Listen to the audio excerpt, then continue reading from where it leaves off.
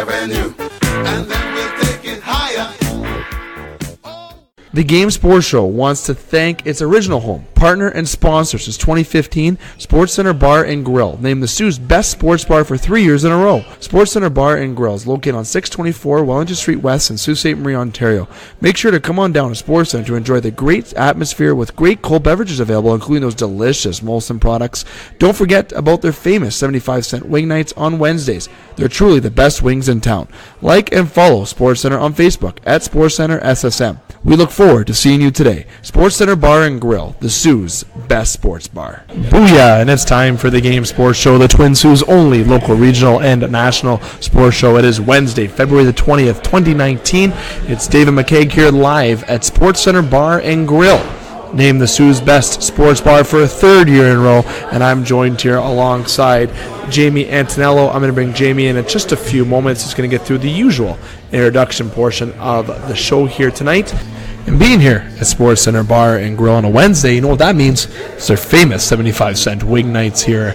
Delicious wings, delicious food, and great service all the time here at SportsCenter Bar and Grill. And let me tell you, I'm sinking my teeth into some pizza and those delicious 75-cent wings along with some great Molson products that are available as well, as is Jamie. So if you haven't made SportsCenter part of your night tonight or at all recently, or if you haven't been to SportsCenter, let me tell you right now, you're an absolute fool, because you have to come down to SportsCenter. They got a great sport-like atmosphere, and as I mentioned, the food and the great deals on wings.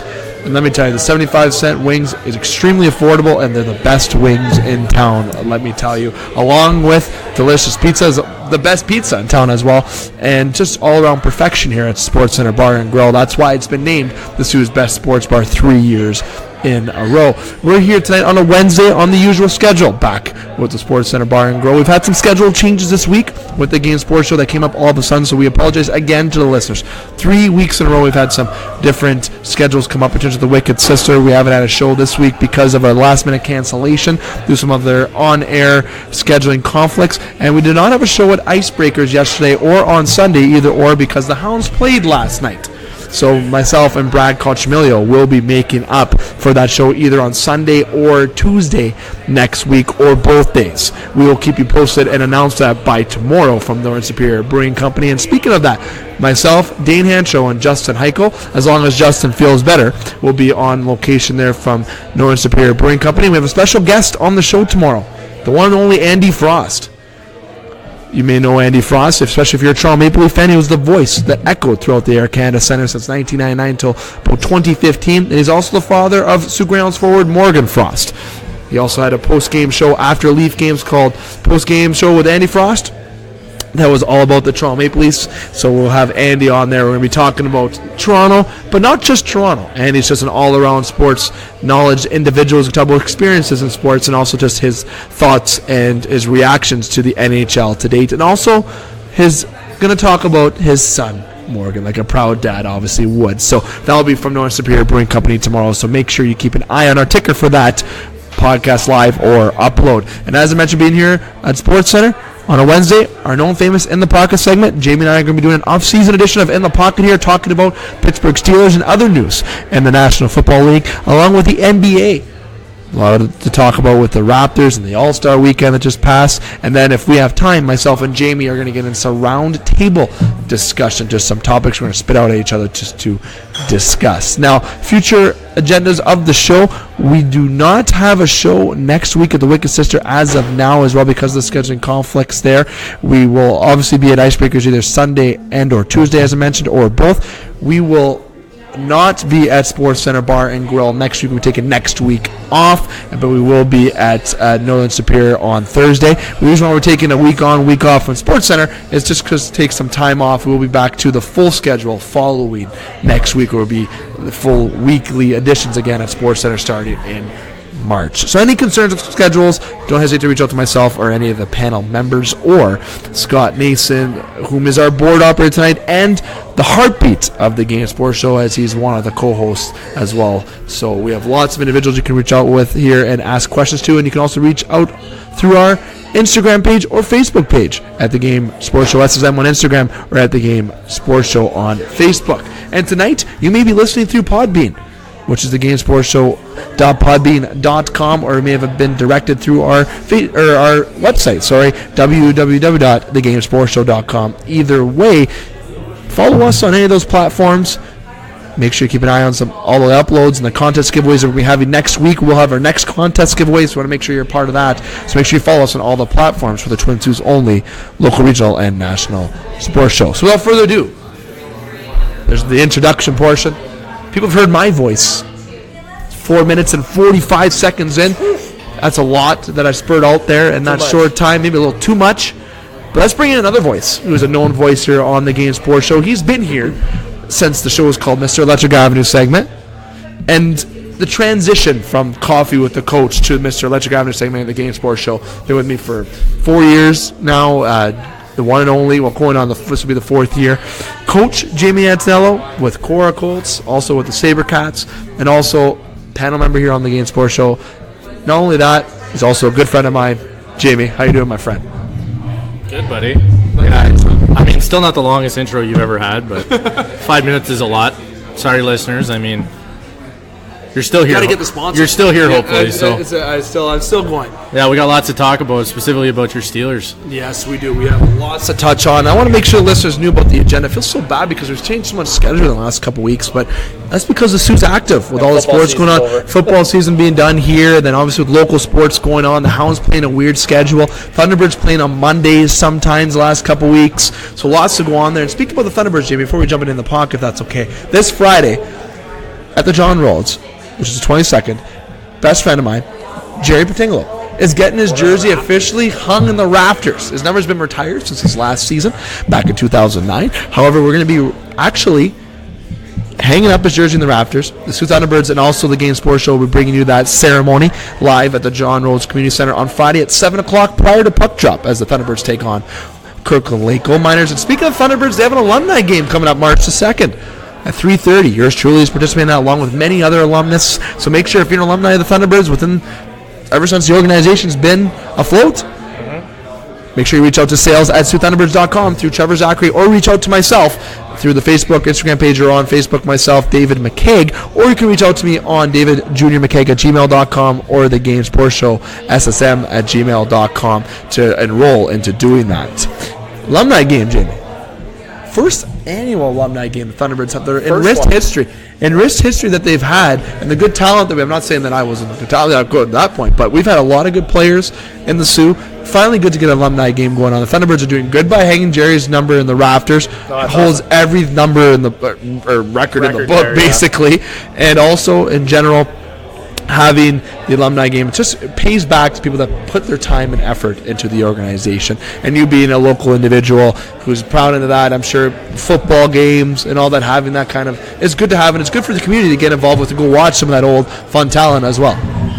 Yeah, absolutely. I mean, I'm kind of shocked that that's never been a thing. I mean, for crying out loud, my AA team had an alumni game where we did every year. So, no, absolutely, especially with Thunderbirds. I mean, so many guys that play T-Birds live in the Soo and stay in the Soo and end up working in the Soo. Played OHL, NHL even.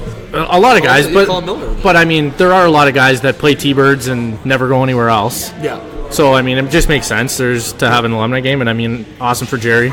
I know you're definitely pumped. I mean, your best friend gets his number hung up. I'm sure you'll 100% be there. Yeah, I'm actually involved on the ice, and the show is obviously I was going to say, you got to make sure you get a word from him and get a little interview. But yeah, the show will be on the ice. We're actually a part of the presentation.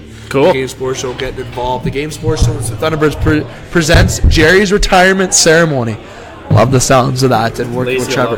Absolutely, she'll be front and center as well. So, want to give them a little plug in and more of the intro. Now we're 8 minutes and 30 seconds in, Jamie. Let's kick off the show. All right, we can't keep talking about lots of local news and talk about numbers and different things. But you know what? I want to get everything kind of branched around here and make sure all the local, with all of our great sponsors, get all the publicity that they definitely deserve. We do have many sponsors, and I'll get to that and thanking them at the end of the show. But gotta make sure we get the extra news when possible. As the beautiful Alicia White brings us our beverages and delicious food on top of that as we get started. She is the best. Sportscenter is the best. Fantastic. Jamie, let's get started though. Our full dishes here now. We got our beverages. We're ready to kick this off. The Steelers are a dumpster fire. The Steelers are... well, kind of. You know, we're gonna kick off in the pocket here at this first part, just in case listeners forgot before we have a lot of NFL news that we can get to. This offseason is going to be exciting. I think it's going to be a very exciting offseason in the National Football League. For the Pittsburgh Steelers, it is a dumpster fire in terms we got a couple topics we're going to jump on here. Le'Veon Bell will not be franchise tagged, so he is a UFA, as everyone should have known and predicted since week 9. Well, since the beginning of the season, but there was that week 9. He could have technically still come back. Yeah, week 9 he could have technically came back, but he didn't. And then people gave away took his shoes. You had Bud Dupree wearing his jersey. You had a lot of things going on mid-season, so all that went on. But he officially will not be back in the UFA. I've had the interest or the thought of him potentially even going to the Detroit Lions. I thought that was a fit in Detroit, but we're going to get to the rumors and discussion there about Le'Veon Bell. But we're going to do that after Antonio Brown, because Antonio Brown had his meeting with the owner of the Pittsburgh Steelers. He's had a better relationship. Yeah. I mean, he posted a picture with Rooney and said it was mutual, and I mean, so at the very for the least, media it is. I mean, so you hope it was actually civil. It's better than Le'Veon Bell. So see, I really think Antonio, there's something there with Tomlin and Roethlisberger. Obviously, there's something extra there. Roethlisberger is the franchise quarterback. He's been there since he's been drafted. A couple Super Bowls. That's the guy that's staying a Steeler until he retires. Okay, and I thought it would have made sense to maybe trade him to get something and maybe do a rebuild, but I was foolish for saying that. I don't know if anybody would trade for Ben. I mean, no. Maybe think Jacksonville might have, but I don't know what you're going to get for him. I think the issue was, I think you had a lot of personalities in that locker room. Yeah. And I think that it's tough, right? Because you go 2 years where you're, I mean, even last year, I mean, they were good. Yeah. I'm talking 2 seasons ago when Jacksonville knocked them out of the playoffs. But it was a good year, but there were struggles, and you felt like there was some issues. And, I mean, that's where it all started with Antonio Brown. Well, and Bell's been suspended at the start of the season so many times now. And that receiver, forget Wheaton. No, not Wheaton. No, Marquise Bryant. But Bryant they had a lot of internal going on that time. There were some issues, and I mean, Ben's always been kind of outspoken, and I think he's really in the last couple of years realized he's the old guy of the group. And to be honest, I just think he doesn't care. And I don't know if I disagree with a lot of the stuff he says in the media. I mean, you realistically should keep a lot of that stuff in-house. I mean, anytime, if you openly criticize your teammate at the biggest level, like, and then your teammate goes, how are you supposed to maintain a relationship in the locker room? You can't. Once that happens, you're done. The awkwardness is there. It's not exactly. It happens at any type of sport level. It could be the NFL. It could be with your Sabercats. For sure. You have that in the locker room. And here's the thing. If that, I mean, you can hate on the Patriots all you want, but if any player would have ever said something like Ben said in the media, you can guarantee that Belichick would have either made them shut up, or if they refuse to shut up, cut them. He doesn't care. He'll cut all pros. Gordon. Well, that was rehab, right? I think there's Josh Gordon's a bit of a disaster. He's got to get his life together. They work with the player to change in the right direction to follow the book, the Patriots. Yeah, book. and I think Pittsburgh's in a bad way. But is that on the coach? Is that on Tomlin a little bit? Part of it. I mean, you kind of let that go. And I like Tomlin. I think he's a good coach, and he's maintained a lot and kept the prestige of one of the best franchises and one of the most historic franchises. But still, I mean, there's issues there. Like, you can't get around that. See, now, here's the best thing, though. Best case scenario. You have Juju Smith-Schuster, who's a character on his own, too. Yes, he is. But he's the guy in Pittsburgh this year in terms of most receiving yards, sorry. And I think trading Antonio Brown's not something I want, especially since I do cheer for Pittsburgh, but taking off my bias hat and putting on sports show hat, you can trade Brown at his best time right now. I think this is where you're going to get his best value. You're going to get tons of value for it. And the best fit comes to me, and you and I talked about this on air, is the San Francisco 49ers. They're the second overall pick in the draft this year. First round pick next year, who knows that would be. If you get Antonio Brown, which is a middle to the lower pick, though. And I think you can get Marquise Goodwin for San Francisco there, too. I think that could be the package. And then that second overall pick, I want Pittsburgh to go a defensive route and get a defensive player. I think that's their biggest area of concern, where there's not a lot of youth there that should be there. I think up front, Connor, who can stabilize the running back for a year or two, he did an all right job.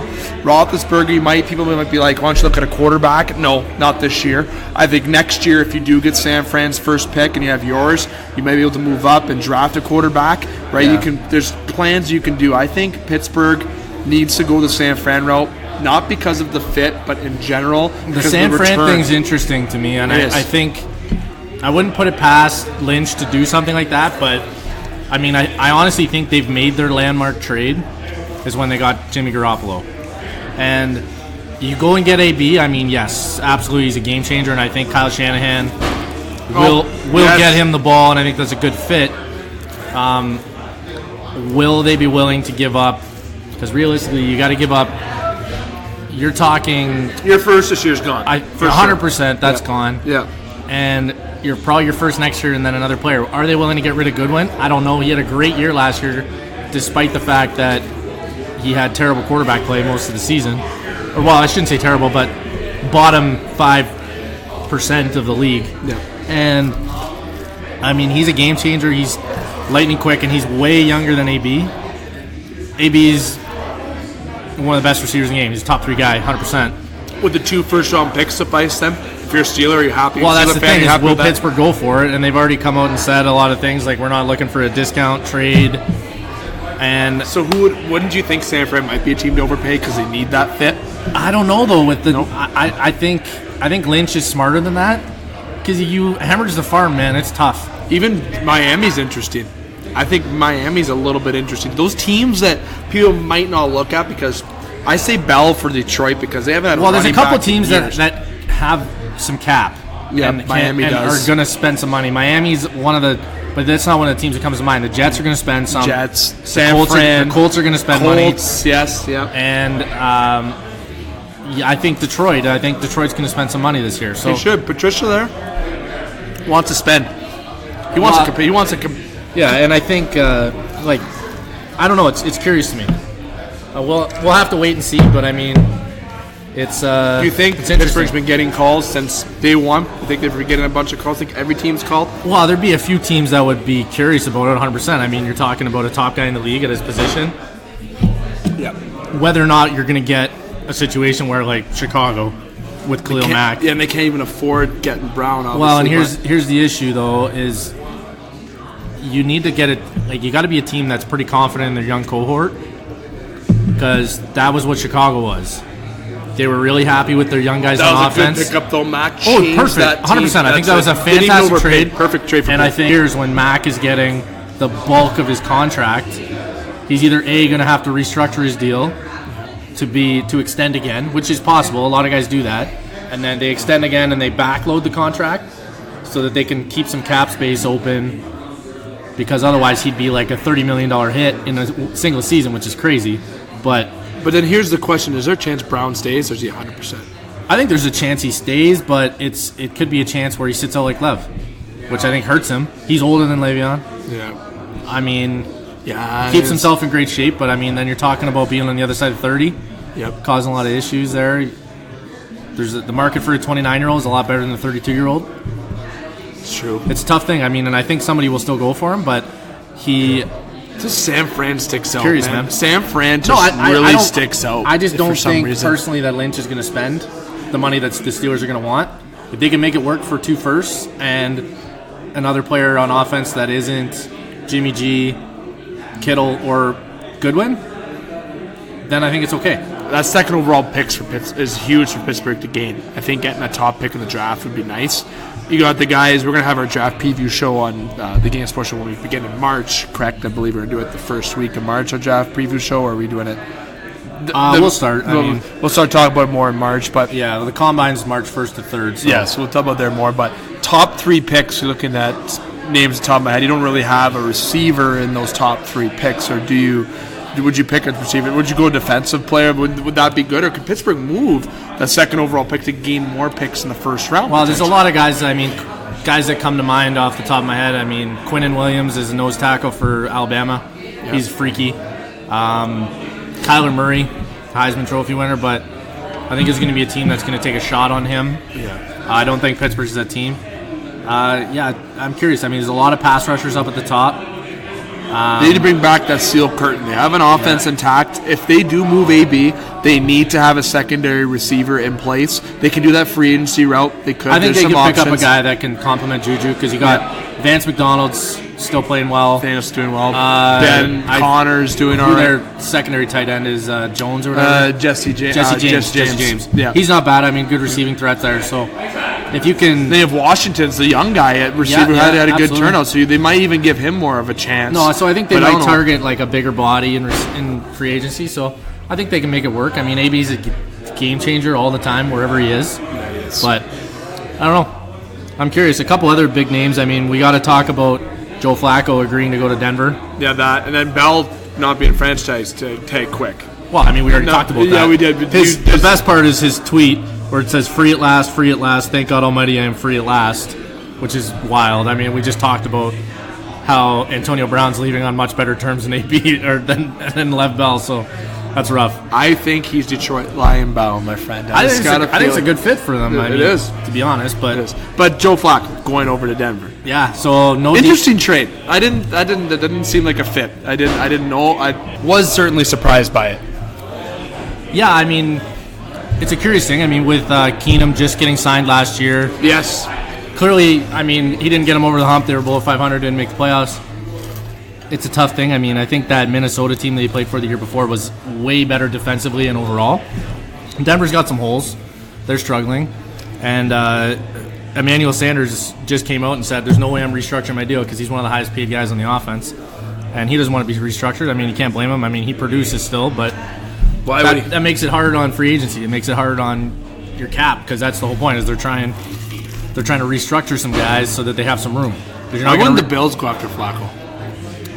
I don't know, man. It's Not that they Flacco's might have, great, but I think Denver might have just agreed to pay him.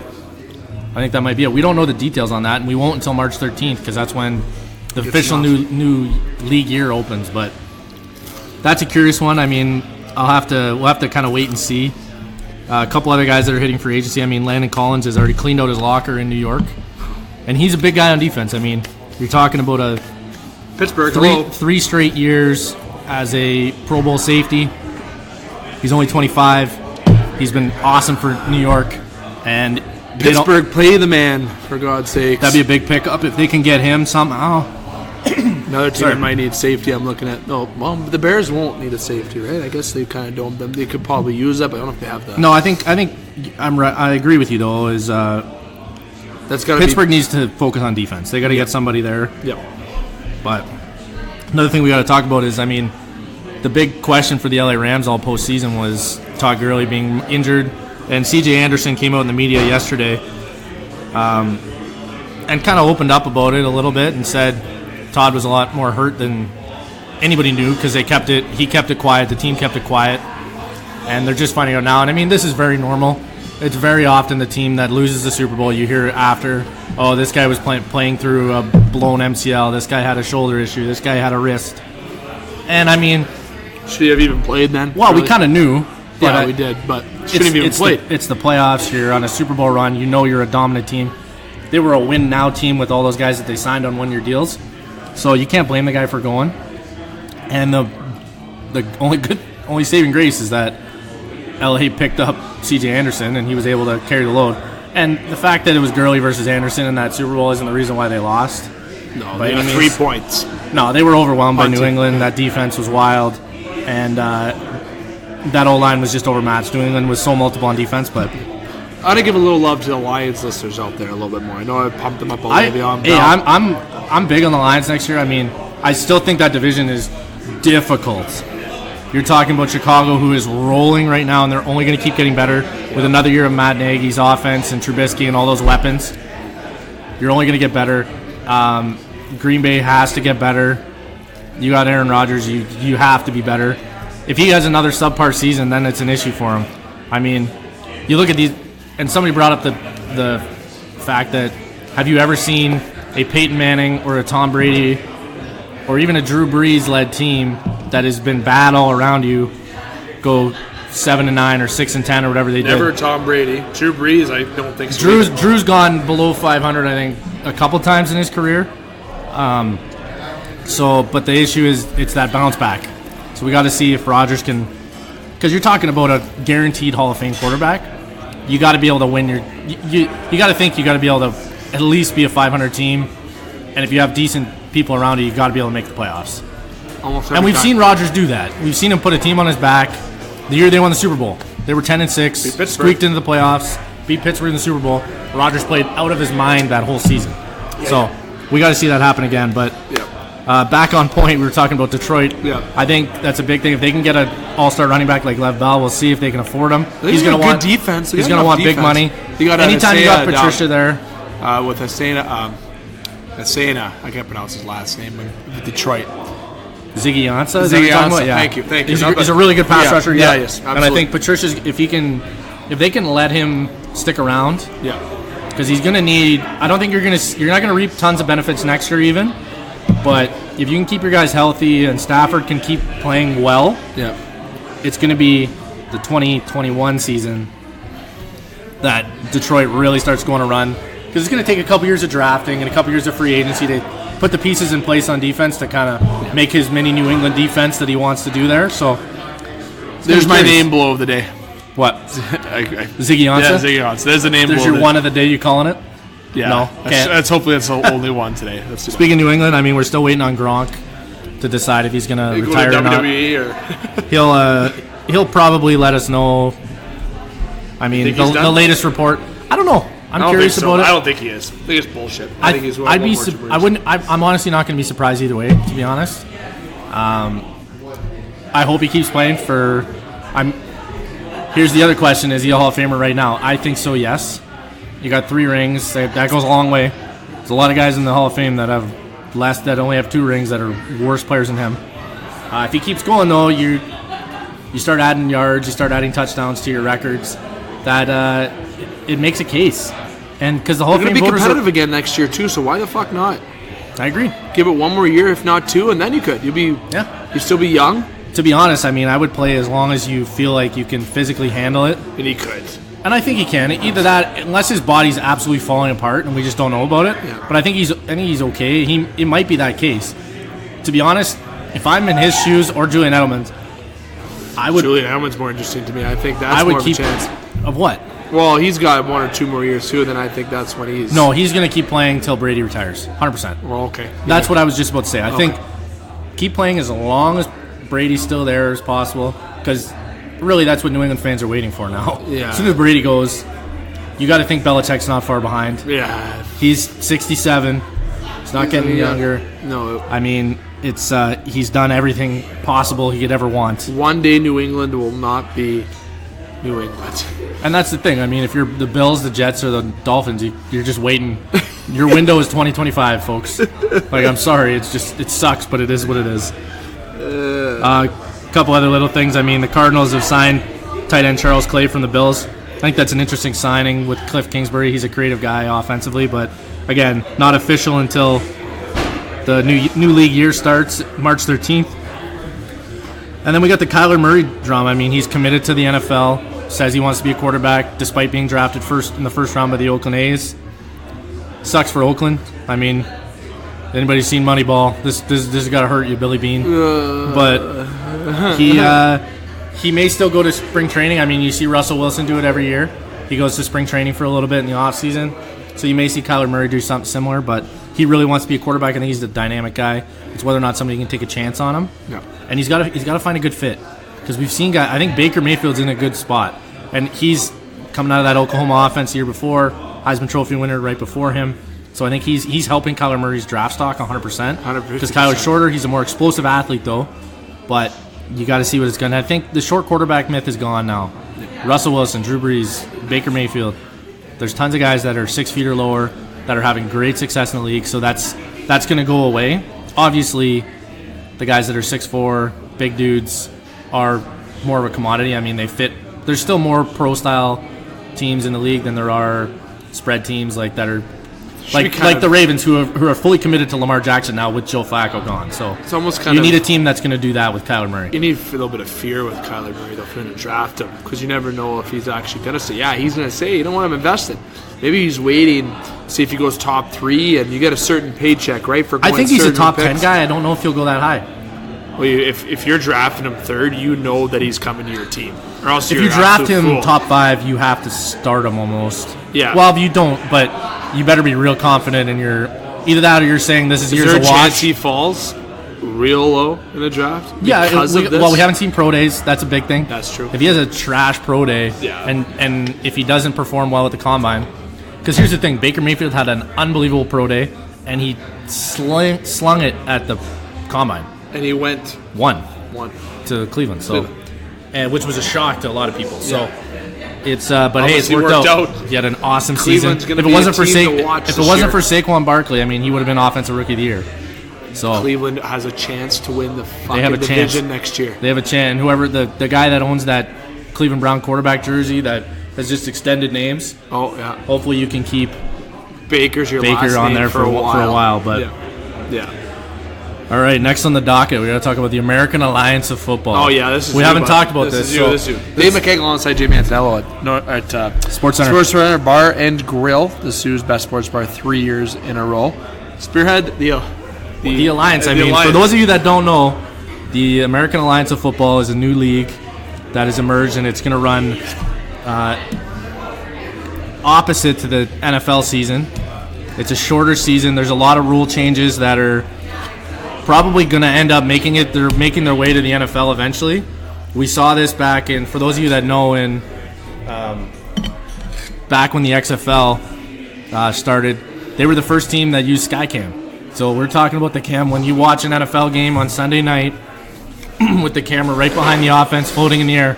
That was originally an XFL thing. That was not in the NFL at that point. So lots of these innovations they're trying to do that. So one thing that the American Alliance of Football is doing is they've taken kickoffs out of the game completely. You start with the ball on your 25. They force you to go for 2 after touchdowns, which, I mean, there's the option for way more points or way more quickly. So the number one question that I had right away is, you take kickoffs out of the game, what if you're down late in the game? What do you do for onside kicks? What they do is they force you to convert a 4th and 12 from your own 28-yard line. So if you convert, you keep the football. Otherwise, wherever the football gets down, the other team gets it, which is more or less the same, because in the NFL, you kick off from the 35. So you're talking You like that the better? 30 might be the 30. I don't mind it. I mean, it's more exciting. The other nice thing is they've added an official. So myself as a surly New Orleans Saints fan, and I'm sure there's a lot of people that aren't even New Orleans Saints fan but are still bitter about that non-call. That was such pass interference. The Alliance has an additional official in the booth who is the purpose of helping with replay, and he can throw flags from the booth, which is exactly what a lot of people have talked about. And the nice thing is they have mic'd up video review, which is awesome. I love it as a fan. So coach challenged the play. You mic'd up official up top, mic'd up head official on the ground. You hear their dialogue. You get to see their video and picture. It's kind of awesome. You hear their thought process. I think it's going to help a lot of people to understand the rules. Yeah. I mean, no offense if I'm offending anybody, but I have sat down and I've had girlfriends in the past who are watching the game, and every 45 seconds they're asking, "What was that? What was that?" And I mean, there's a lot of men that don't understand the rules too and are watching, or people that just watch the Super Bowl for the sake of watching the Super Bowl. But I think it's a big thing. You have to understand more. It gets you more in depth. It makes you feel you're in the game more too, which is huge. Yeah. One of the other big things is the commercials. There is no commercial breaks during active time, Love it. which is awesome. So you're talking quarter time and halftime is the only time you get commercials. The games are shorter. You're talking just over 2 hours, which is way more digestible. You're talking about a basketball game length then at that point, which is wild. But the big thing in the news with the AAF this week, one last rule. Blitzing is limited on defense. You can only send 5 guys at a time, which is built for offense, but we haven't seen the offenses really explode yet. A lot of 20 to 15 games so far. If this all works out, the NFL's going to have to. Well, that's the thing. So I'm very curious to see what rules. The kickoff thing would not shock me. if that were to happen. I still think I still don't know if it will happen because the ability to onside kick is such a big thing in the game. But we'll have to see. I mean, weirder things have happened. I mean, you look at the NHL. I mean, who would have ever thought you'd end up in 3-on-3 overtime and ending games with a shootout? Love it. 50 years Not ago. the shootout portion. 3-on-3, love it. No, but 50 years ago. No one's Foreign. No, it's just That's tie. foreign. It's a tie or the game goes forever. Yeah.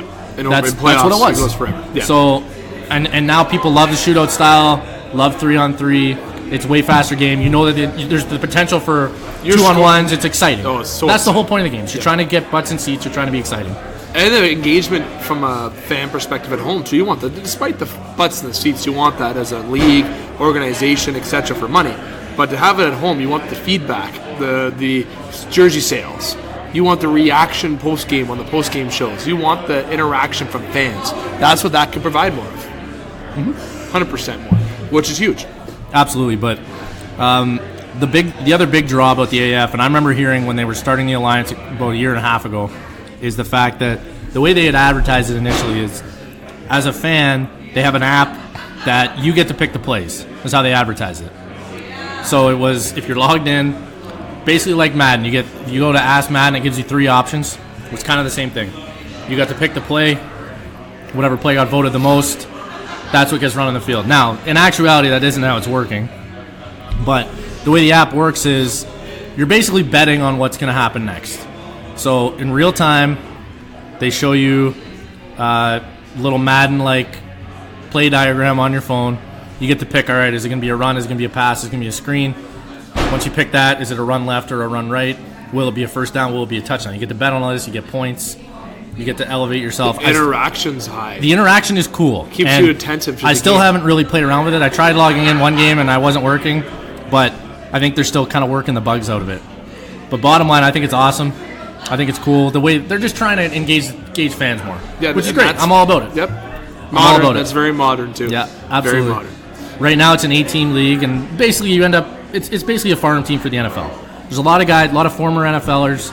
You're seeing a lot of big-name coaches, Mike Martz, Mike Singletary, lots of these guys that you know are the head coaches for the teams, which is great. I think they've done a lot of smart things that the XFL didn't. Now, the real shit show is going to be... Vince McMahon's XFL. The real shit show is going to be next year when the XFL is back, supposedly. Ugh. What's going to happen? But the reason why the Alliance is in the news right now, other than the fact that they're still a new league, is they were unfortunately running out of money. Shocking, I know. But Tom Dundon, who's the majority owner of the Carolina Hurricanes, had to become a 9-figure investor and dumped $250 million in the league, which is saving the league this year from folding because they weren't going to make. He's getting profits back. They weren't going to make payroll. That means players were not going to be paid this upcoming weekend. And to be honest, a lot of those guys, especially the guys that are 30, 31, 32, that have had their little NFL stint and they're just trying to keep it going, wouldn't be shocked if on Friday they look in their bank account, no money, why would I play? Exactly. What's worth it? My body's already been abused. Yeah. If I'm not being able to provide for my family, help my pension, help set myself up for life, why would I be here? But very interesting. I mean, you're talking 2 weeks into the season already without a contingency plan for money, which is wild. They should have had that plan. There should always be contingencies to the contingencies to the contingencies in those types of organizations and league levels. You need to have that. And good on the bailout. That's absolutely huge. It's massive. It's big, right? And that's, I imagine right now he's going to be getting some good dividends and royalties in the league, though. He's going to get that money back somehow, some way. And then interest on top of that. He's probably going to make money. Lions is definitely going to reimburse him, I think, unless. Well, you got to see if the league is profitable first. Yeah, and we don't know. He must believe that it is. I think so too. And I think a lot of it is. I think you're talking about a rich dude trying to get richer, hoping that even more rich. And I think he's trying to. All those guys try and get their fingers in as many pots as they can. So he's just branching out, and we'll see. I'm curious. Well, he's got a big thing in Carolina right now with his celebrations. We'll save that for Thursday. You're going to talk about that tomorrow. That's tomorrow. Lots to talk about tomorrow for No Spirit. But we're here at Sportscenter Bar and Grill, myself and Jamie Antonello. 75-cent wings. Soo's Best Sports Bar, 3 years in a row. Delicious pizza. Molson products on tap. various different beverage options if that piques your interest, especially this neutral. I'm going to give neutral a little bit of love here. Big fan of neutral as well. Lots of options here at Sportscenter. Great service. Beautiful service as well. Very. And then obviously just a great sport-like atmosphere. So get your ass to Sportscenter. Plus you get to visit Jamie and I. What else is better than seeing Jamie and I? And hearing me talk more. Christ. Like I said, Dave McCaig alongside Jamie Antonello, live at Sportscenter Bar and Grill for Wednesday, February the 20th edition of the Game Sports Show. Did a little off-season in the pocket. That was about 40 minutes, Jamie. Speaking of numbers, we had a lot of numbers brought up in this segment. I thought I'd end it with some numbers points. All right. We're going to take a quick break because we're at that number. When we come back, we've got some NBA discussion. And if we College basketball. And then also some college basketball discussion as well with Duke and the Tar Heels tonight. Zion Williamson getting hurt and getting ruled out of the game. And then if we have time based on the show, as we have an hour and 5 minutes here tonight, we're going to try to talk about more sports in our round table between just Jamie and I. It would be more of a vertical table, if you want to go with that. But either way, Jamie and I will bring you the most up-to-date and exciting news that we can here on the Twin Cities' only local, regional, and national sports show. Listen to the show on thegamesportshow.com, thegamesportshow.podbean.com, or through Scott Neeson YouTube channel, or through the social media pages on Facebook and or Instagram. You're going to hear from our sponsors. Don't go anywhere. We've got more sports talk coming your way. The Game Sports Show wants to thank its original home, partner, and sponsor since 2015, Sportscenter Bar and Grill, named the Soo's best sports bar for 3 years in a row. Sportscenter Bar and Grill is located on 624 Wellington Street West in Sault Ste. Marie, Ontario. Make sure to come on down to Sportscenter to enjoy the great atmosphere with great cold beverages available, including those delicious Molson products. Don't forget about their famous 75-cent wing nights on Wednesdays. They're truly the best wings in town. Like and follow SportsCenter on Facebook at SportsCenter SSM. We look forward to seeing you today. SportsCenter Bar and Grill, the Soo's best sports bar. The Game Sports Show would like to thank an additional sponsor and special edition home to the game, Silver Creek Golf Course, located on 104 Bellow Lake Road, Garden River, Ontario. And also shout out thank you to Silver Creek GM Jamie Henderson. Silver Creek Golf Course has many specials to offer for 18 holes, 9 holes, and even Twilight Deal specials. It does not matter what your level of golf game is, it is a must to enjoy the scenic course, memorable experiences that Silver Golf Course offers. Silver Creek also offers a Thursday wing night for you to enjoy food after a stellar time on the course. You can book your tee time by phone or online at golfsilvercreek.com. Silver Creek Golf Course, where all are welcome to play. The Game Sports Show is pleased to shout out a partner, additional home, and sponsor to Northern Superior Brewing Company, located on 50 Pym Street in Sault Ste. Marie, Ontario. Northern Superior Brewing Company having a strong presence locally with many beers to offer. With much involvement in the community of Sault Ste. Marie, Northern has a sport and friendly-like atmosphere within its tap room, and during the summer months, it is a must to visit Pier 55 to enjoy some delicious food, amazing view of the water, and view of the Bush Pulley Museum right on the cusp of the Hub Trail, and of course all of that down with a delicious brew from Northern Superior. Northern Superior Brewing Company, it's a northern thing. Get Wicked Catering from the crew at the Wicked Sister. We like to think of ourselves as foodies. While our favorite foods are paired with a beer tasting at the Wicked Sister, you can now have the same creative menu for your next catered business luncheon, family get-together, wedding, or holiday party. Our white truffle risotto appeals to your gluten-free and vegetarian guests. Add sautéed shrimp or freshly grilled chicken for a pop of protein. Or let us build you a custom menu to suit your needs. From plated events of 15 to buffets for 200, the Wicked Sister will cater your event with tapas, snacks, cravables, or a full sit-down dinner. The Wicked Sister, where you'll be treated like family, whether you like it or not. The Game Sports Show would like to thank a list of additional sponsors. North Shore Sports and Auto, new location located on 647 McDonald Avenue, Sault Ste. Marie. A family-owned and operated business with doing business in Sault Ste. Marie for over 10 years. Loads of products available for your enjoyment for all seasons. North Shore Sports and Auto, we understand the importance of quality service and products, and we work hard to ensure that all customers have a positive experience before and after each and every sale. North Shore Sports and Auto, meeting all of your new and pre-owned equipment needs. Special thanks to Salon. The Salon, located on 589 2nd Line East, Sault Ste. Marie, Ontario. Owned and operated by Mike Cuglietta.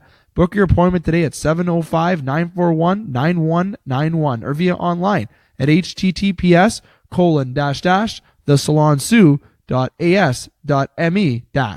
The Salon, making the Soo beautiful, one haircut at a time. As well as a shout out to the Soo Pee Wee Pro Shop. The Soo Pee Wee Pro Shop, located inside the Community First Credit Union Soo Pee Wee Arena. on 285 Northern Avenue East, Sault Ste. Marie, Ontario. Owned and operated by Jeremy Paquin and ran by Larry Monroe. Superior Pro Shop for over 40 years. Meet all of your skate sharpening, skate repair, and hockey needs. Also to Discover the Canvas. Discover the Canvas, located on 317 Wellington Street West, Sault Ste. Marie, Ontario. A beautiful, new renovated building owned and operated by expert artist and Sioux native Katrina Thibodeau. Katrina taking her talents of the ink in Sault Ste. Marie and truly creating the best and most realistic art locally. Call Katrina today at 705-450-8099 or email her at discoverthecanvas@gmail.com to book your tattoo or consultation today. Hi, it's Craig Hartsburg, former NHL player and NHL coach. Welcome to the Game Sports Show. Welcome back to the Game Sports Show, the Twin Sault's only local, regional, and national sports show. You're listening to the show on thegamesportshow.com, thegamesportshow.podbean.com, or through the Scott Nason YouTube channel. It may have also been directed here through one of our social media pages, Facebook or Instagram. We're here live at Sportscenter Bar and Grill. It's yours truly, David McCaig, here with Jamie Antonello, famous 75-cent wing nights.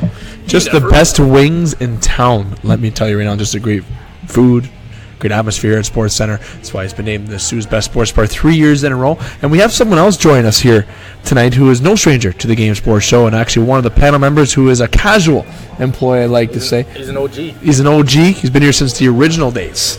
The one and only, the one and only Molson guy himself, Dustin Grondin.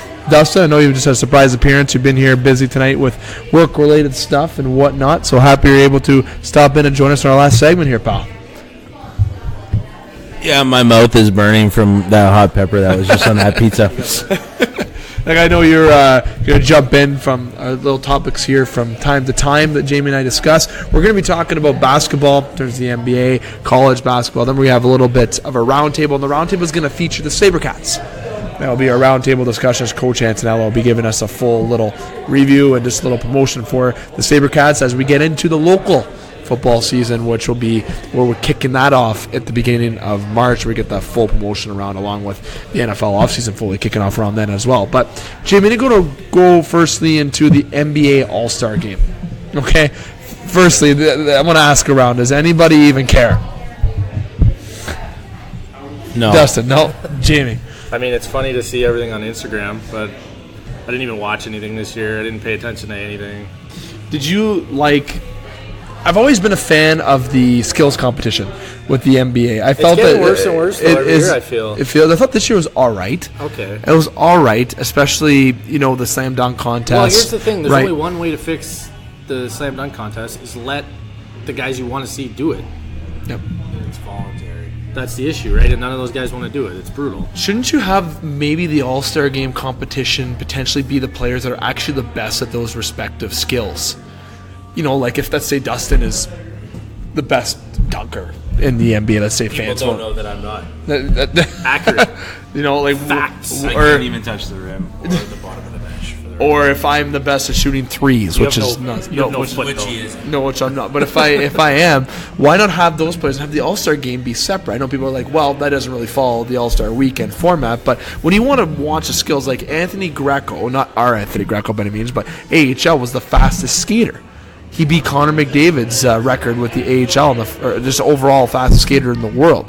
Now, obviously, he was a part of participating in the the AHL All-Star Weekend, so he deserved to be there. But, if there's somebody who's the fastest skater, like Kasperi Kapanen on Toronto, or if you got one of the best dunkers, that was Vince Carter. If Vince Carter wasn't as good as a player that he was, but he's the best dunker, why not have him in the slam dunk competition? He's 41. Well, not...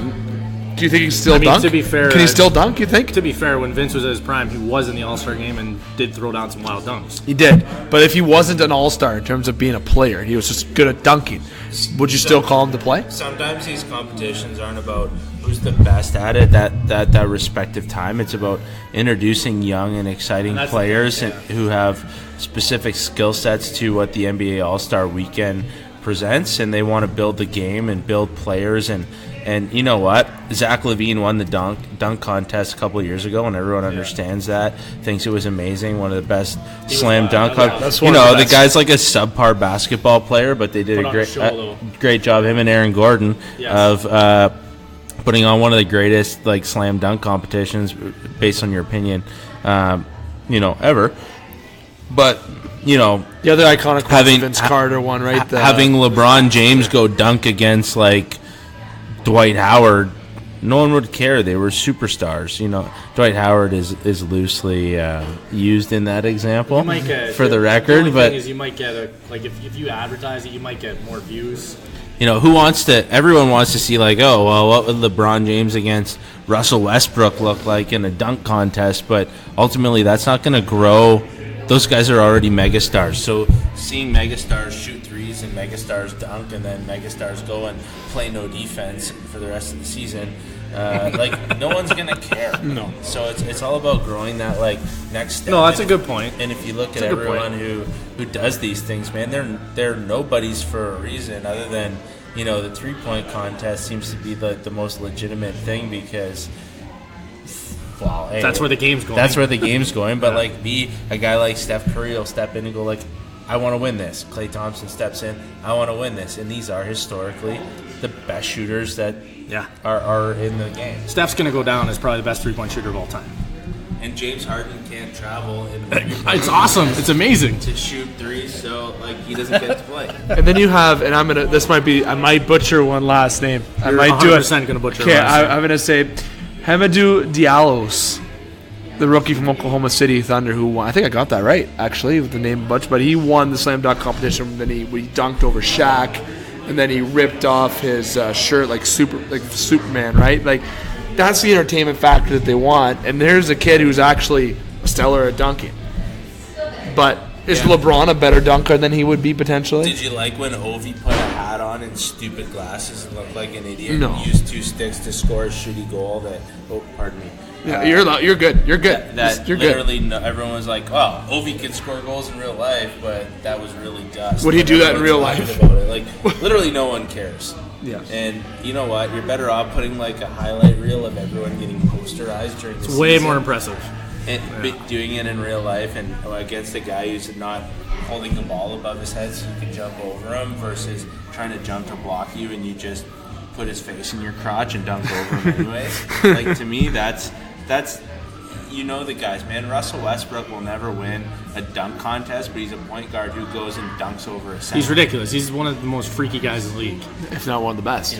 Everyone knows these guys who can dunk real time. And in the game, you had Team LeBron win 178 to 164 or Team Giannis. Giannis Antetokounmpo 178 to 164 is a big score. It's like. And you had Dirk with the snub and. Is this worse? Is the NBA All-Star Weekend? And you guys are going to probably disagree, but the Pro Bowl weekend, what's the more entertaining weekend? Not being biased, you two are football fans. Is the All-Star game with the NBA not more entertaining than the Pro Bowl weekend? It honestly depends what plans I have on the weekend. Because I don't watch either. I think the way... Is there any All-Star game people watch? Yeah, the dodgeball in the NFL is entertaining. There's certain things that the NFL... And the NFL is starting to get back to that, but the issue is, they have to stay in Hawaii. Because that's the whole point. They want to, these guys want to take their families on vacation, go for a week. Yeah. Because there's no way to make the Pro Bowl good. There isn't. It's not. I think 3 years ago, they the commissioner called all the guys out about, we need to actually hit and stuff. And then this year it was touch football basically, which is, you can't blame the guys. If Pat Mahomes blew his ACL out from getting tackled in the Pro Bowl, everybody'd lose their mind. I was down to finally see the Saints find a second pass rusher in Alvin Kamara. So that was nice. All of a sudden, Taylor Lewan hated it. We have he was so mad. The second defensive end for the New Orleans just Saints, play him both ways, send him off the edge. Let's go. Happens to be our running back and punt returner. To be honest, I think we should just put Taysom Hill at the other D end and let him go. Just getting the Tyler Freakin treatment. Yes, exactly. So basically, All-Star Weekend. Is there any way it changes with the NBA, or do you think can this ever be good, or could they do something different with the NBA All-Star Game that you would make actually watch it? 100%. Why don't they incentivize these guys? I could be speaking way out of turn, but the NHL decides hey, we got to incentivize these guys to want to win. And all of a sudden that makes the 3-on-3 exciting, right? These guys are going out there to, God, you don't even play defense in the regular season, so what's the point? But ultimately when you see true colors when Team LeBron's losing and KD and all these other guys play actual defense to try to catch up, but there's only 3 minutes of the whole All-Star game that's competitive. That's that, yeah, exactly. everyone The rest of it is longs. just letting guys throw down, letting guys hit open shots. Yeah, and everyone longs for Final Four, man. We want to see NCAA basketball in the pro leagues. You talk to any true basketball fan or any basketball fan, March Madness is the best. and March Madness is the greatest thing going. And why is that? Well, man, those guys are literally putting their bodies and hearts and souls on the line because it's a ride or die, and wild, you're not getting paid for it, and some of you may never get paid for it, but this is your moment, and they all ball out, and that's the most exciting, potentially the most exciting tournament in all of sports, really, if you think about it. Yeah, definitely the most exciting tournament. I don't think there's any argument. I mean, you could call like a playoff format a tournament. Or for any UFC professional 1. sport. Yeah, which was bonkers. But that's a whole podcast on its own. And then you got Dirk Nowitzki and Dwayne Wade, who had their farewell to the All-Star game and LeBron as well. sneaking in the picture, which was a wild moment. Definitely LeBron sneaking into it. Everyone got a little group picture after. Beat it. But at the end of the day, the NBA All-Star game, LeBron wins over team Giannis Antetokounmpo. Love saying that last. I love that last name very much. So very freakish athlete, man. I saw him live. The He's a most freak. important thing about the All-Star game is how many dirty things LeBron said to all those free agent to-be's on his team. Well, you saw he was making trades, and like his whole starting lineup was just guys that could go play in LA. I don't blame him. No, I would too. Honestly, LeBron is But there's no such thing. But there's tampering in the NBA. bull. Shit. When you let guys decide where they want to play and when they want to play there, that's what it's going to be. So don't take tampering out of the rules. Don't regulate it. So that leads one to Kevin Durant, who actually won the 2019 Key All-Star MVP honors for Team LeBron, is a free agent this year. You have Knicks fans that are already putting Durant on the back of their jersey, thinking that Durant's going to go to the Knicks. Is there a chance he jumps to the Lakers? No. No? No. Do you think he stays in Golden State? No. No. Knicks? Is he going to the Knicks? They have a fun. Why wouldn't More than likely. even Klay Thompson? Why not Klay and Durant go over to the Knicks? Why Clay?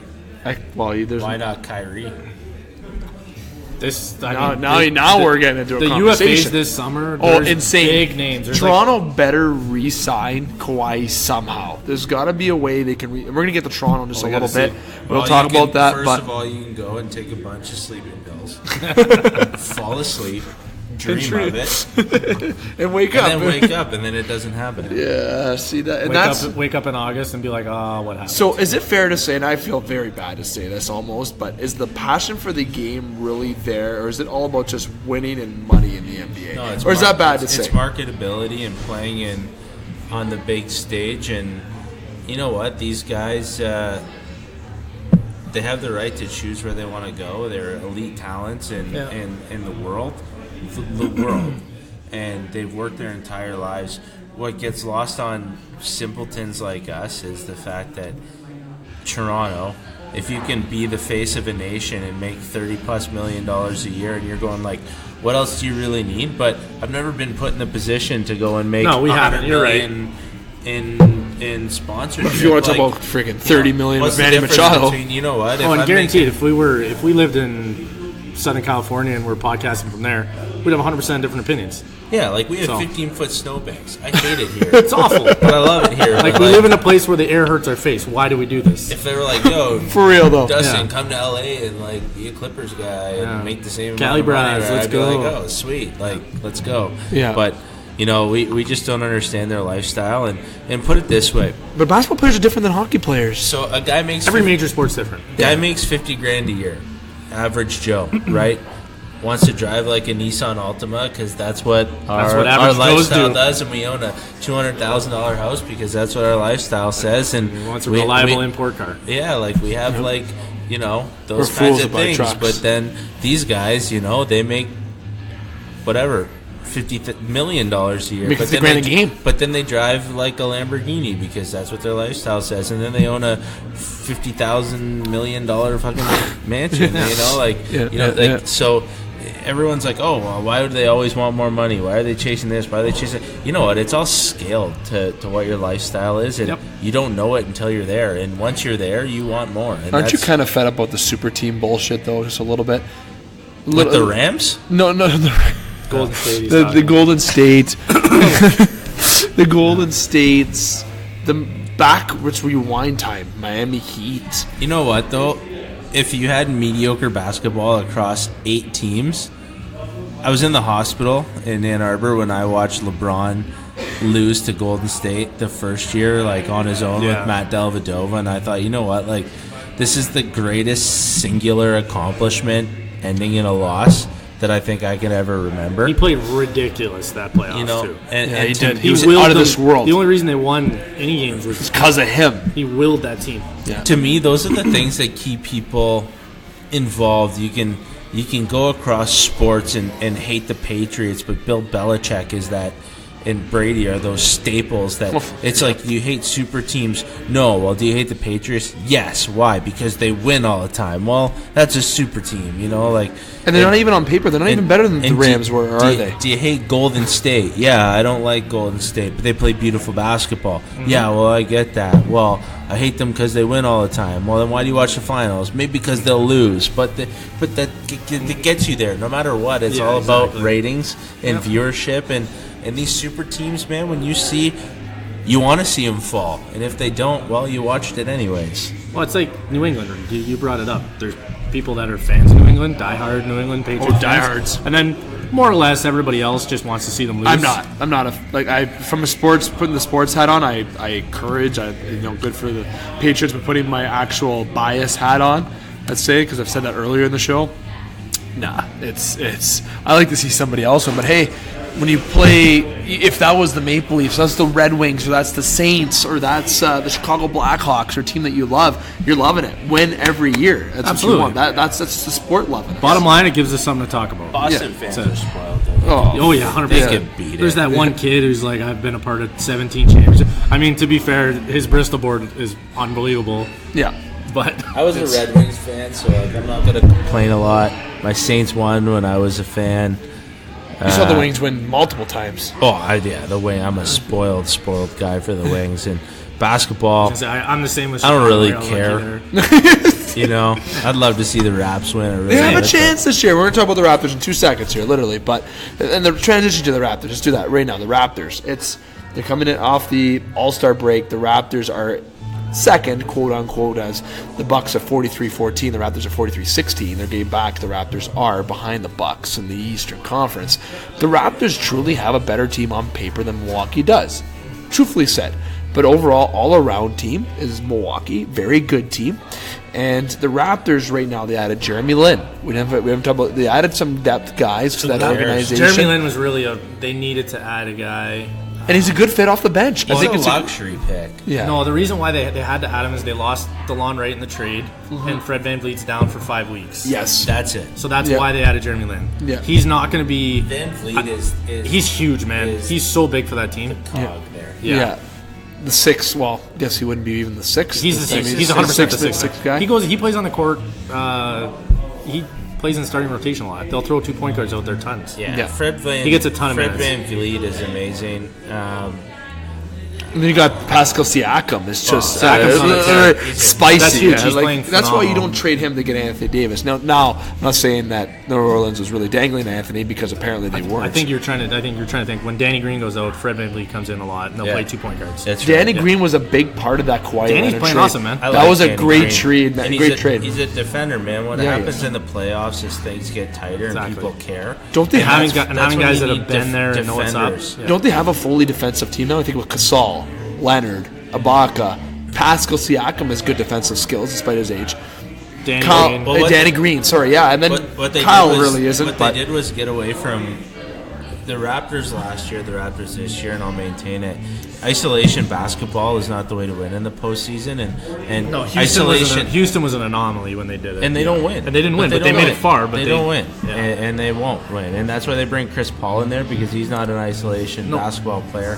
The pick and roll, the 3 ball, which is just penetrate and kick, and kick and penetrate and kick and penetrate, like it's a moving system until you pass a guy open nowadays. And the Raptors, what they did was got uber athletic, uber long, and big, and 1 through 4 and some 5, depending on the lineup, can guard 1 through 4, and some 5. Exactly. You can line up that lineup against Kevin Durant. When you can start switching every screen and not worry about that one-on-one matchup. Yeah, exactly. Take it from anybody who played grade 8 basketball till NBA. If you could switch screens and not worry about pick and rolls, and then worry about a little guy taking a big guy grade 8 especially to where the you got hoop, the 4'10" point guard and your 6'2" center. Right. If you could switch them off, or be athletic enough to hedge and recover without giving up a lob or a height advantage, like that's huge. And Kyle Lowry's a dog on defense. Siakam's super long.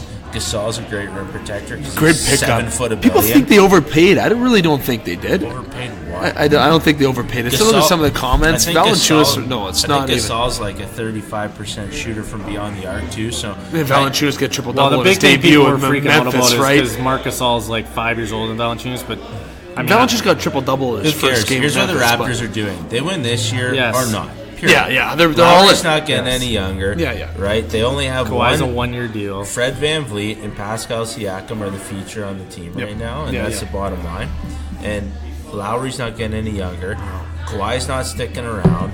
Valanciunas. So you don't think he's staying? No, absolutely not. Gasol's older, and Ibaka's older. Gasol can stretch the floor as a stretch 5 in terms of shooting 35% from the threes, which is Valanciunas wasn't able. He was not that guy. 5% from there. So any way teams can find a way to play all 5 guys on the outside and have that in their repertoire, that changes the game in the NBA. And you see, pick a team like Golden State who's had a ton of success. Right? What was their death lineup? Was a small ball with Draymond Green, and when Draymond Green was good at shooting threes, they were unbelievable. Impossible. You can't literally impossible. Not to mention Kevin Durant playing the 3 at 6'11" is something. But the Raptors are trying to go no more isolation. Everyone can shoot. Everyone threatens on the perimeter. Exactly. Everyone defends every spot, and that's how you have to win. And I really hope that they get it done this year. But I feel like I don't know the statistics, but I feel like Milwaukee has their number this year. They do. They beat them twice. I know that for sure. I can pull up the exact stat, but I don't know they have the advantage. They have the advantage this year. Which the Milwaukee, the reality is, man, they have a guy who's undefendable in a lot of ways. Like, Giannis is literally Antetokounmpo is it's ridiculous. It's just unbelievable. You just kind of need to accept that he's going to make plays and try and shut down other guys. That's right. You hope for a cold night. Yeah, exactly. Really. And you got to be hot on the other end. Because sometimes the guy plays point guard. I know. Really? And he's bigger than your center. So since producer Ghost has a night off, I'm doing a quick count. The Bucks won October 18th, 124-110. Then they played each other again later on in the season. You guys keep talking. They played December 9th. The Bucks won 104-99. You have the Bucks lost to the Raptors January 5th, 123-116. Then the Bucks won again, so it's 3-1 January 31st. That was 105-92. Now, right now, it's 3-1 from what I count. 3-1 this 3-1 this year. Okay. For whatever reason, I can recall Kawhi getting a rest day on one of those. He did. One of them. 2. I think it was actually 2 of them. It was 2 of them. Which is odd. There was one game where Giannis and Kawhi both sat. They're both game changers for their team. It's odd that teams will let a team win 3-1 or 4-1 and not play your superstar. And maybe I'm not big on mental games or feeling like a team has your number or whatever, but I don't know if I'd let Kawhi sit and be down 3-1 in the season and go into a 4-game series. I'd be uneasy. You want home court. You want home court in the playoffs, the full entirety of the playoffs. I don't know why but I know that the rest factor is important with Kawhi because of his injury, but they still, I don't know if it's because, we want to show our secret weapon to Milwaukee. There's game tape. There's no secret weapon. We're not privy to all these conversations. Maybe this is this is why you should stay here, Kawhi. This is what we're willing to do. Yeah, we'll give you rest. We'll still be the 1 or the 2 seed. We'll make sure your health is number 1. We'll have two rounds of home court at least. And we'll take care of your body. We'll give you longevity. We'll let you do what we got to do. And look, our team can survive against the best teams. And if he does stay, the people that they can sign and even keep with the depth that they have, they can be good again for another decade. There's no question they can be good, man. It's just they don't have great success against LeBron James, too, though. That was their big fault. They lost 2 big series against LeBron. Has nothing to do with it. It's keeping superstars, man. And the only superstar that's ever committed to them was DeRozan, and he just got bounced. Yeah. Speaking of that, the Raptors play San Antonio, which is Friday, the 22nd. It's 2 days from now. 7 o'clock at the Scotiabank Arena. DeMar returns. So I ask, does DeMar DeRozan get a nice standing ovation, or is that a stupid question? No, of course he does. 100%. He'll get a video, tribute, everything. Yeah. Oh, yeah. Because it wasn't like he signed. It'd be full red carpet. Yeah. And he deserves it, man. He committed to the freezing, and he wanted to stay cold north. And it's a hard thing to do, man. You don't win the championship with his skill set. Unfortunately, that sucks. But NBA is a business. The same as players say it's a business. So does management. And you know what? If you look at our top 6 right now, and you look at what the top 6 was at this time last year, you're 100% going to take what we have. 100%. You got to go for it to 100%. Win sometimes. You have to risk and mortgage the future, but if you want to win, because this is your shot, this is your fucking window. Golden State is beatable this year. As I lay off the F word, which I think is my third F word of the day. Here's the thing. It'll be the first time the Raps have ever made the NBA Finals if we play Golden State. Well, it's us to the Bucks. I can't see any other team, not even Boston right now. Yeah, okay. Well, Boston can get cooking any given moment. Yeah, there's... Just saying. Philly. Oh, okay, sorry. Yeah, Philly. Philly more than Boston. Went all in at trade Philly deadline. More than Boston, in my opinion, is actually more. The top 4 teams in the East can go. But if the Raptors finish first, Philly finishes third, Bucks can play with Philly and beat the shit out of each other. The Raptors would get Boston in the second round, which Toronto fans know playing Boston in playoff series is still... You crap out of each other. You realize it's basketball. Still tough games, man. Hard basketball to play. It's not like hockey or football, but the only way they get body checked in To be fair, the only way that your plan works is if Gordon Hayward's ankle explodes again. Possible. And Joel Embiid and Ben Simmons both go down with devastating injuries. I honestly it's the only time that your plan works well. I think Hayward doesn't matter. He doesn't anymore this year. I think Philly's more dominant than Boston is. I agree. Maybe, but you ever seen Kyrie Irving play? It's gross. Uncle Drew or Kyrie Irving? Which one? Whatever. Take your pick. He cooks no matter where he is. You want to talk about a guy who can win a 7-game. If you're going Philadelphia and Boston, and you told me pick a guy who can win a 7-game series on his own, it's Kyrie. He's unbelievable. Even Jimmy Butler might be a little diamond in the rough guy in that, because this year he struggled in Minnesota when he started, but ever since he came over to Philly, he's been pretty dominant. Oh, he's a great defensive guy, but there's also Kyrie. And Ben Simmons got to deal with that. I mean, I don't know if you've seen how nasty Kyrie gets when he's cooking, but... There's a guy who might go to LA in the offseason. When he's cooking, the cooking's good. The cooking's very good. Fun to watch, man. Now, just to wrap up the NBA kind of talk before we go to talk about Duke and North Carolina quickly, and then we have Sabrecats talk before we wrap up the show. Raptors and Spurs are the next game coming up, which is on Friday, as I mentioned. Then they play the Magic on Sunday. Basically, Terrence Ross and the Orlando Magic. But Spurs and Raptors, between the trade, okay, and I'll ask last, did the Raptors still get the best part of this trade? Yeah. Really, you're asking that? Are you going to look at it long term or short term? It doesn't matter. Or that's what I meant. Does it matter? Win with DeRozan. You committed a lot of money to him. You get a reset after Kawhi leaves, and you have a better player on the interim, and you're in to win now. Like that. So, perfect answer. That's it. Yeah. That's it. It was 100% a win now trade. Yeah. And you get salary relief without a max player who. Really, nice. I don't think anybody would want after they realize that iso ball isn't the way to do it. Yeah. And San Antonio knew that Kawhi was leaving, and he wasn't happy there. There was stuff. So they got something for him. So both teams won the trade, essentially. Right. Both. So now, moving on from the NBA, NCAA men's basketball. Yeah, who cares? People that wanted to go to that game care. I mean, that's where we're going to jump into. They got robbed right away. Exactly. How much for 33 tickets? seconds. What were the? I don't even know the exact. They were going for Super Bowl prices. $1,700 a ticket. Brady rolled his ankle running out of the tunnel. That's what happened. Zion Williamson, for listeners that want to know, North Carolina defeated Duke 88-72. 33 seconds into the game, Zion Williamson has a knee injury and he's out. and he exploded his projected shoe. first overall pick in the NBA draft, next to RJ. And he's a game changer. No, he's the first overall pick, but they got the top 2. But who cares? This isn't a real basketball game. They lost the de facto number. They lost to Gonzaga. How would in the LeBron season, James High School fare against anybody if LeBron got hurt? Like, what are you gonna do? 23-3 Duke now. North People are Carolina gonna make such a 5. big deal Duke about this. Duke can come into March Madness as a 4 seed and still win this tournament. They're gonna be a 1 They're going to win seed. this tournament. They are 100%. I Do you agree. think this is the favorites to win the whole tournament? No, this is the hype video before the tournament. Like this is like weren't tickets $1,700? It was Super Bowl absurd. prices. It was Super Bowl price. It was nuts. Do you agree with that? I don't even want to know how much Obama had to That's pay. stupid. Okay, so you're No, like, okay. no, I'm not. You know what I agree with? Oh, Everything is worth what you could sell it for. There it is. Period. This is a money-making business, and they don't pay these guys squat. So they they don't get paid. Super Bowl That's right. ticket prices. They don't even get while to- paying $0. these guys do get. Tuition. No, they get their sponsorships covered for. What am I drawing a blank right now? What are you talking about? What, they get their uniform that they wear? No, Their the shoes? sponsorships. That's to the sponsorships. They must get sponsorships. No, lined up for them. The athletes make nothing. NCAA athletes make $0. You got to start reading.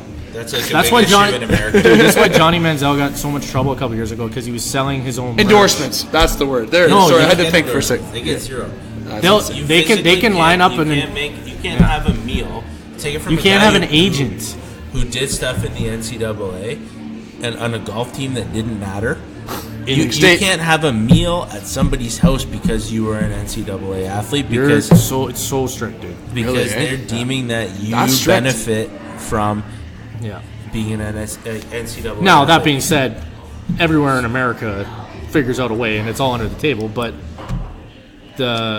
this bottom line is, you have to wait until you have officially declared for the draft or left school to accept an endorsement deal. There you go. Don't get me wrong, guys will have stuff lined up. They'll know who their agent is. They'll know endorsements if anything's coming up. But you got to wait until they're done. RJ had 33 points tonight. Yeah, who cares? 13 Wasn't rebounds. enough. Cam Reddish 27. Who cares? Trey Zones This 3. is the only statistic that matters. Zion Williamson minutes played 1. Yeah. And it was 33 seconds. Who cares? Yep. Honestly, everyone's gonna go. That's the guy Are the from- Blue Devils susceptible to upset? It's a nothing Who game. cares? Wait till the tournament As soon as he went out and was starts. ruled out, it was a nothing game. They probably didn't bring back for obviously precautionary Here you go, reasons. Duke. You and the Tar Heels can be number 1 seeds on opposite sides of the bracket, and let's rehash this in the Final Four. Well, they're gonna Amazing. play again before then in North Carolina. In so- North Carolina. Cool. Who cares? Until the tournament starts. You're right, 100%. Like, let's see this in the Final Four, and now we're talking excitement with a healthy Zion, with everyone playing. Let's bang this thing out. So do you think Zion could have came back, just took it out for whatever reason, precautionary reasons, or do you think he was actually out? Dude, they just don't care because it doesn't matter. They're 23-3. The other one's 23-5, and 21-4. ultimately they're gonna be number 1 seeds. You know, if the Tar Heels don't lose some dumb games, the Blue Devils will be a 1 seed. I guarantee it. You know, Virginia will be a 1 seed. Yeah. I think North Carolina was. Kentucky, no, I think not North Carolina was ranked 8th coming Yeah, in. they were 8th so seed. they're going to climb after this win. So Yeah. like, you know, you're talking a 1 and 2 seed here. It's Yeah. Final Four material. Let's not read too much into this. Zion didn't even play.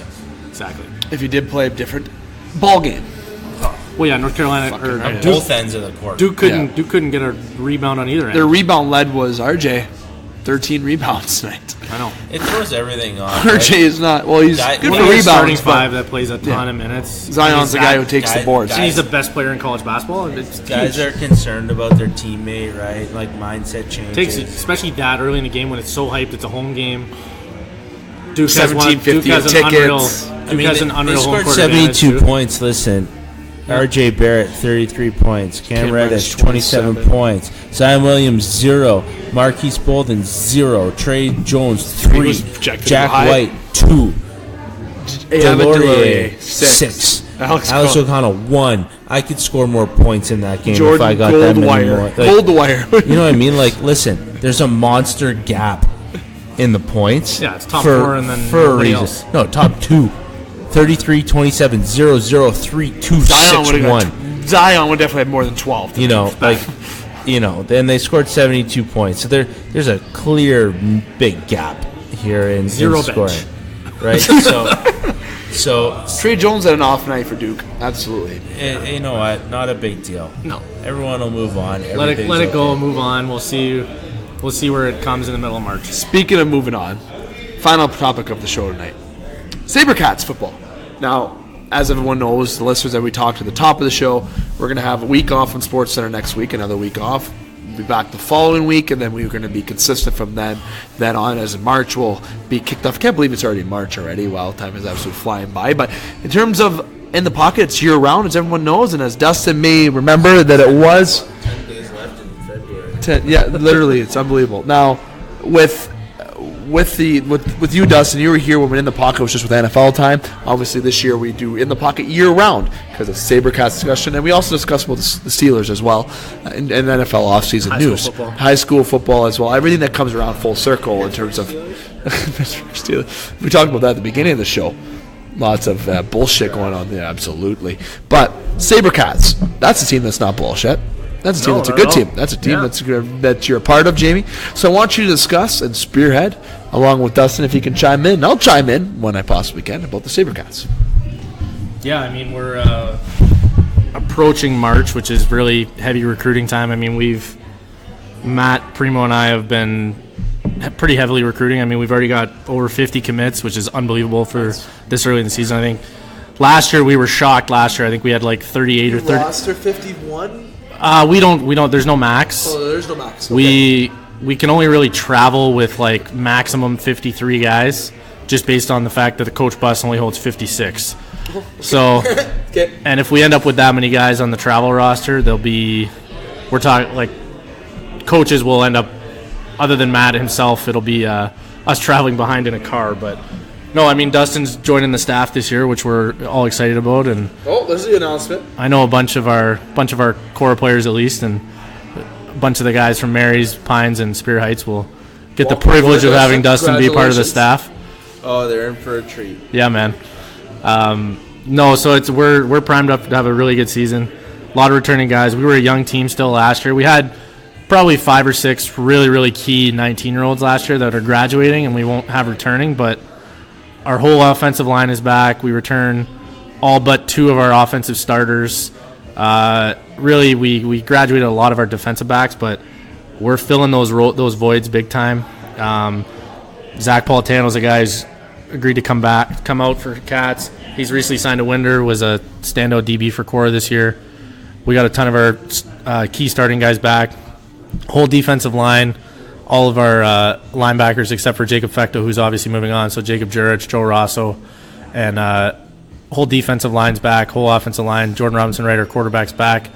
We lose our running back, Greg Caruso, but we bring up Nick Pagnotta from junior. He's an electric guy. Mitch Dellavedova's back again, returning, going into his grade 12 season at running back. So we have weapons all over the place. It's we really built this. This is one of those years. I mean, we felt like last year was a year. Maybe 2 years ago, we may have overreached a little bit. We had a low roster. We were in the low 30s. We played a Peterborough team really, really close in 2016. Or 2017, I should say.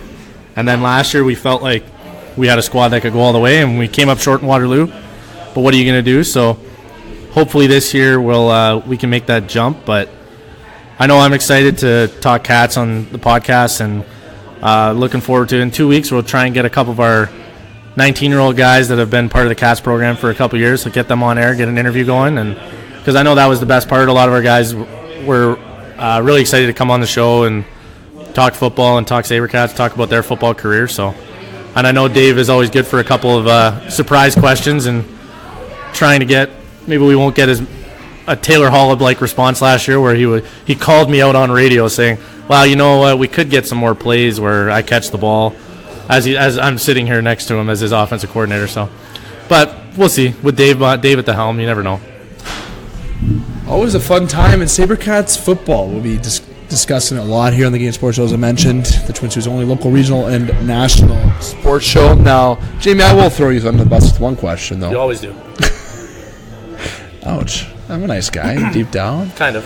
Kind of, sort of. I turn into an asshole more. I don't know if it's because I hang around with those type of guys or whatnot. No, just kidding. But Sabercats, in terms of scheduling, I had a question. I actually had somebody ask me at work this question. I couldn't actually provide an answer because I'm not a coach on the team, and I obviously don't have the full information.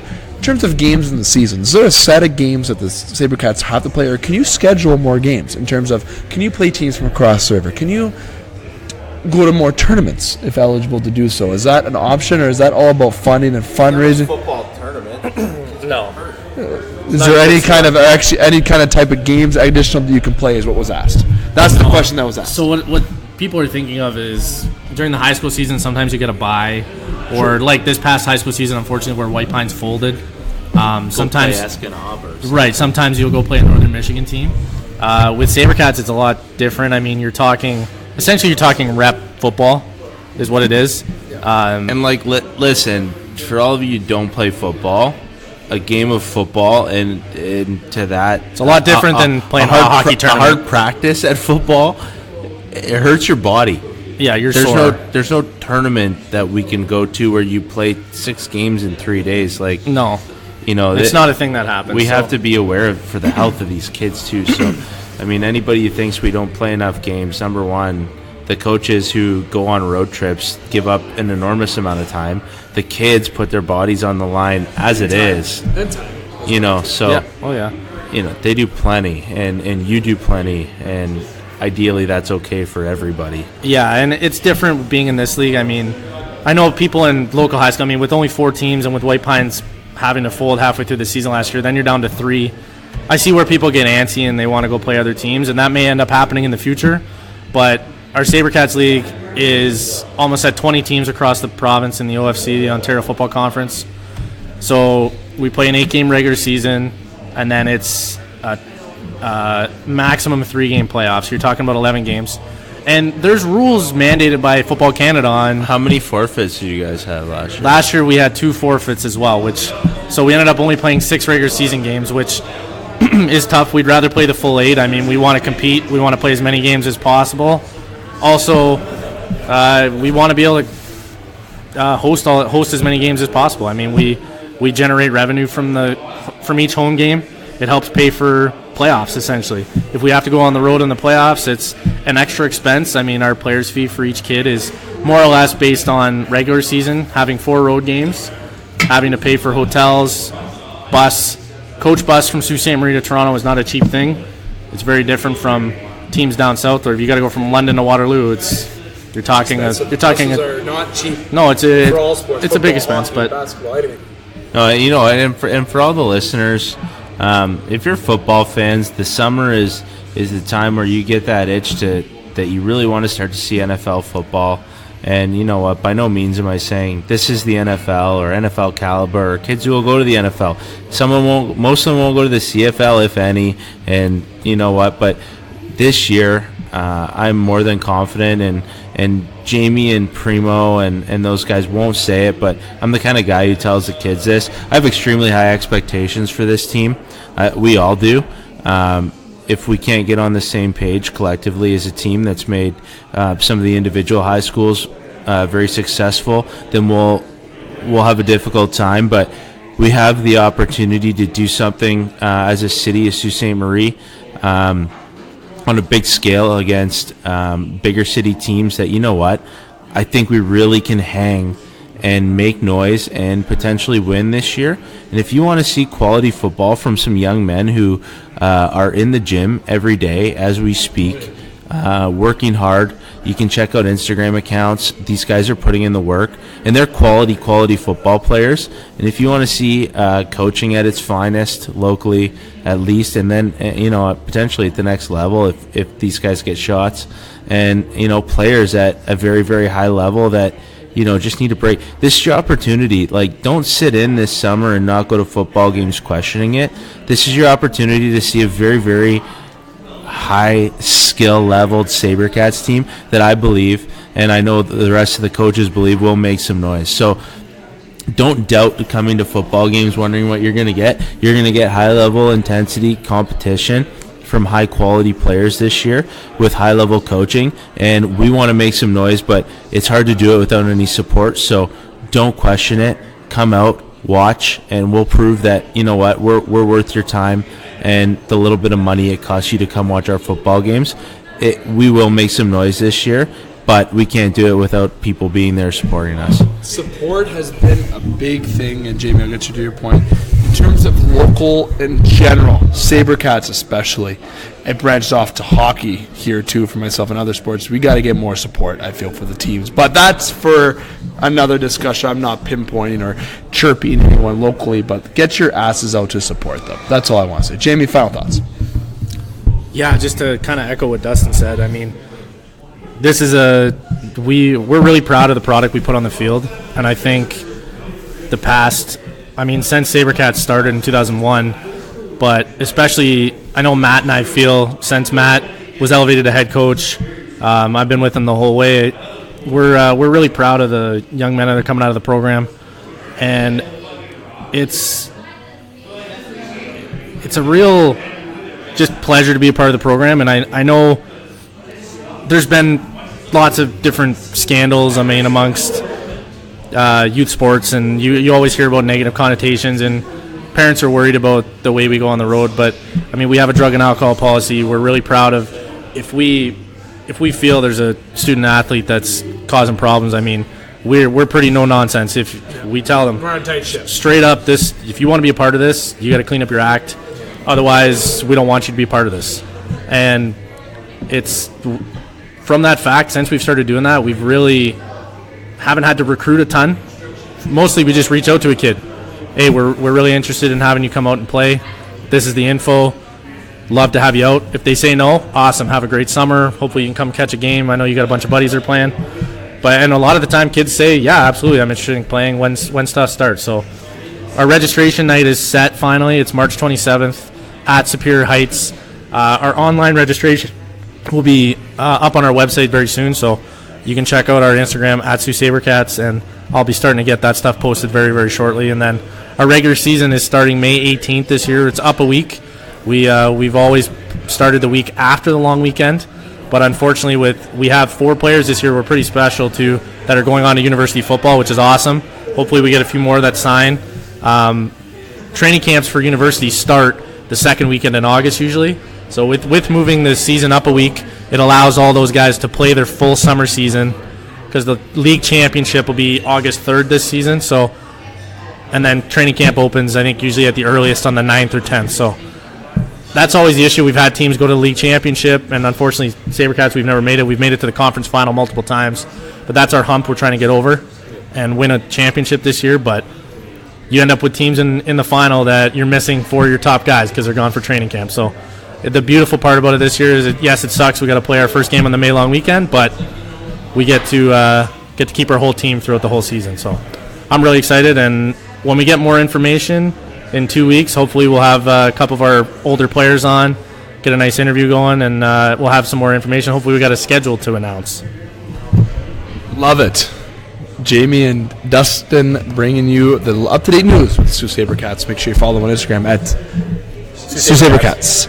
They're definitely great to follow. It's almost as lively as the core football one, or maybe not as Mr. Tom Annett has for sure. But we have an Instagram page as well at the Game Sports Show SSM that's going to be getting more active this upcoming week, and that's a little tip for our giveaway contest. So make sure you keep an eye on our Facebook and Instagram pages for those.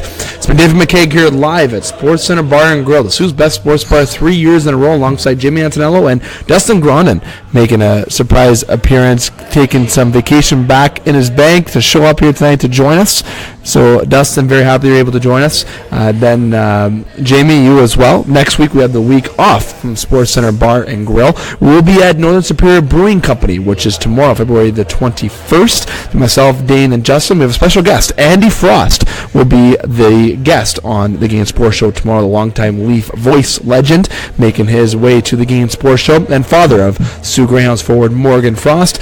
And then going into the weekend, we will be at Icebreakers on Sunday or Tuesday. We'll give you the announcement tomorrow. So without further ado, gentlemen, getting to the wrap-up and conclusion portion of the show, I want to thank you to all of our sponsors: Northern Cruise and Need, Big Brother, Big Sister, North Shore Sports and Auto, The Salon, Discover the Canvas, Silver Creek Golf Course, The Wicked Sister, Northern Superior Brewing Company, Sportscenter Bar and Grill, and the Superior Pro Shop.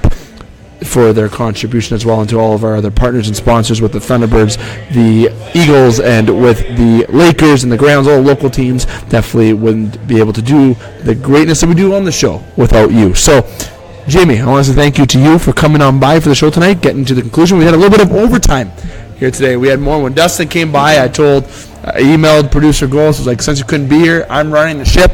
I'm making sure what the time is. Limited commercials tonight. Full action-packed news. Happy you're supposed to be here tonight. Week off next week. Back the following week. Get ready for another weekly's editions of Sportscenter Bar and Grill, the Game Sports Show, and In the Pocket year-round. Yeah, no, we'll talk more football. Hopefully we get some more info on, because we'll be leading up to the new league year starting, so we'll hear some more rumors, and then obviously not till the middle of March, but that middle of March will be big shows. I mean, we're talking March Madness, we're talking NFL free agency, so lots coming up, and Sabercat season really leading right up to our registration, and then the first practice March 31st. So lots and lots. Dustin, I get to give you a sign off. Dustin, thanks for coming on in and talking, giving your point about the topics that we discussed here in the second part of the show, my friend. Yeah, no problem. Come out and support Sabercats. Seriously, these kids are good. Love it. Dustin joining the squad at Sabercats. So now, again, you guys are all part of core football with Matt, yourself, and Dustin. Now you guys are all part of Sabercats, so it's fantastic for sure. Steve McCaig goes here live at Sportscenter Bar and Grill. 75-cent wings. Great service. Beautiful service as well. Easy. Great atmosphere at Sports Center, and Molson products too. They're absolutely flowing, especially tonight here at the table from the Game Sports Show. So make sure you make Sports Center a part of your night. Until tomorrow night, with myself, Dane Hancho, Justin Eichel, and special guest Andy Frost coming on the Game Sports Show, telling you and reminding you, the listeners, to keep your stick on the ice, swing your bat, catch your touchdown, drain your threes, and shoot your shots. Booyah.